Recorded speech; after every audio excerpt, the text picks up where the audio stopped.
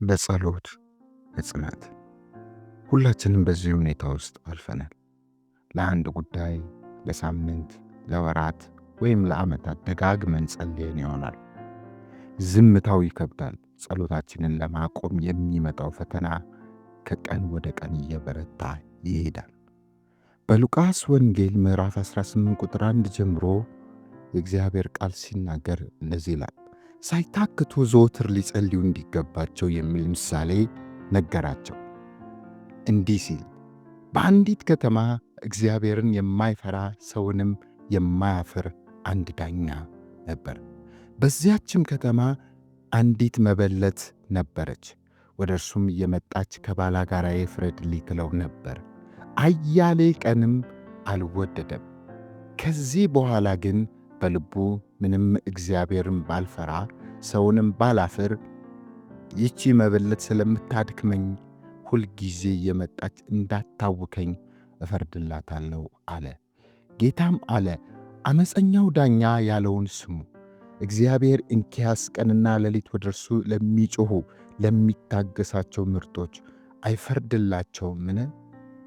በዚህ ምሳሌ ላይ ኢየሱስ የተናገረበት ምክንያት ሁል ጊዜ መጸለይ እንዳለብንና መታከት እንደሌለብን ያስተምረን ነው። መታከት ማለት ተስፋ መቁረጥ፣ እጅ መስጠት ወይም እምነታችን እንዲዝል መፍቀድ ማለት ነው። ነገር ግን በዚህ ሁኔታ ውስጥ አጥብቆ መጸለይን ማቆም እንደሌለብን ምሳሌው ይነግረናል። በጸሎት መጽናት ማለት ለመስማት ፈቃደኛ ያልሆነን እግዚአብሔር እንዲሰማን አጥብቆ መለመን ማለት አይደለም። ይልቁኑ ከእኛ ጊዜ ይልቅ በእርሱ ጊዜ ላይ የሚተማመን ጽኑ እምነትን ማሳደግ ማለት ነው። ይህም ሙሉ በሙሉ በእግዚአብሔር ላይ የመደገፍ ተግባር ነው። በተጨማሪ በጸሎት መጽናት ማለት ከእግዚአብሔር ጋር ያለን ግንኙነት የምንጨምርበት አንዱና ዋነኛው መንገድ ነው። ጸሎት አልተመለሰልኝም ተብሎ ከእግዚአብሔር አይሸሽም። ጸሎት አልተመለሰም ወደ እግዚአብሔር መቅረብ አይተውም።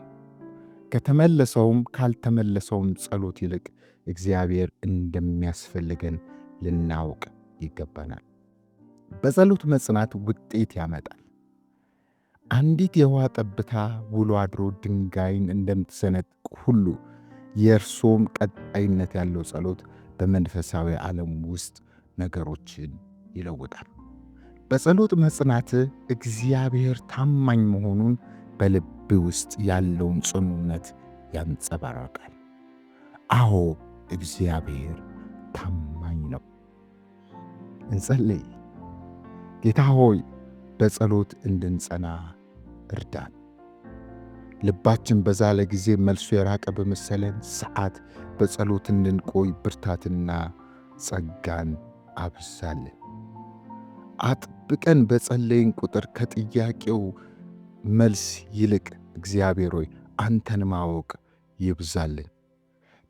ከመታከት ይልቅ በአንተ መታመን መረጥን። እርዳን። አሜን። ዛሬ ጀምር።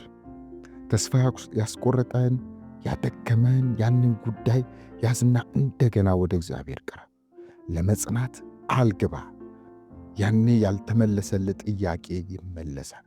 ከምንም በላይ ደግሞ ከእግዚአብሔር ጋር ያለ ኅብረት እየወደድከው ከጥያቄው መልስ ይልቅ ከእግዚአብሔር ጋር ያለህን ኅብረት እየወደድከው ትመጣለህ።